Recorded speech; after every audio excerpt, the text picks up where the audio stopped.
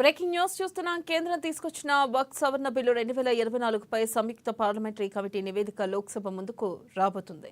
ఇక జేపీసీకి చైర్మన్ గా వ్యవహరించిన జగదాంబిక పాల్, బీజేపీ ఎంపీ సంజయ్ తదితరులు ముసాయిదా బిల్లుపై తమ నివేదికను హిందీ, ఇంగ్లీష్ భాషల్లో పార్లమెంటుకు సమర్పించనున్నారు. ఇక జేపీసీ ముందు ఇచ్చిన సాక్ష్యాల రికార్డును కూడా సభలో వారు ప్రవేశపెట్టబోతున్నారు. జనవరి 29న ముసాయిదా నివేదికను కమిటీ ఆమోదించింది. దీంట్లో ముసాయిదా బిల్లుకు కొన్ని సవరణలు ప్రతిపాదించినట్లుగా చైర్మన్ జగదాంబిక పాల్ చెప్పారు.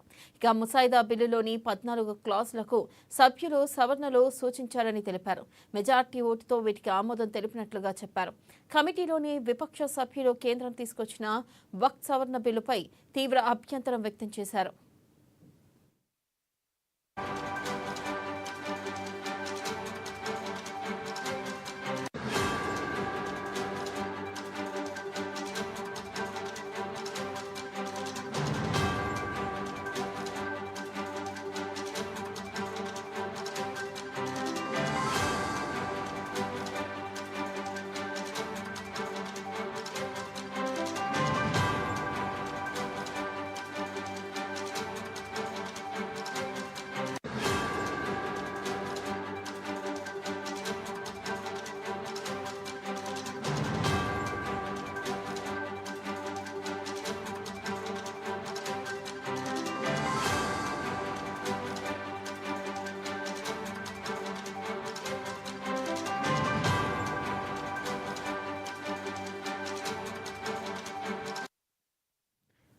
బ్రేకింగ్ న్యూస్ చూస్తున్న కేంద్రం తీసుకొచ్చిన వక్ఫ్ సవరణ బిల్లు 2024పై సంయుక్త పార్లమెంటరీ కమిటీ నివేదిక లోక్సభ ముందుకు రాబోతుంది.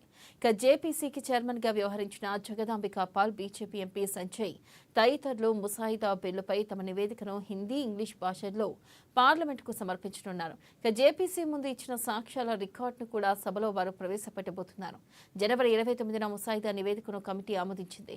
దీంట్లో ముసాయిదా బిల్లుకు కొన్ని సవరణలు ప్రతిపాదించినట్లుగా చైర్మన్ జగదాంబిక పాల్ చెప్పారు. ముసాయిదా బిల్లులోని 14 క్లాజులకు సభ్యులు సవరణలు సూచించారని తెలిపారు. మెజార్టీ ఓటుతో వీటికి ఆమోదం తెలిపినట్లుగా చెప్పారు. ఇక కమిటీలోని విపక్ష సభ్యులు కేంద్రం తీసుకొచ్చిన వక్ఫ్ సవరణ బిల్లుపై తీవ్ర అభ్యంతరాన్ని వ్యక్తం చేశారు.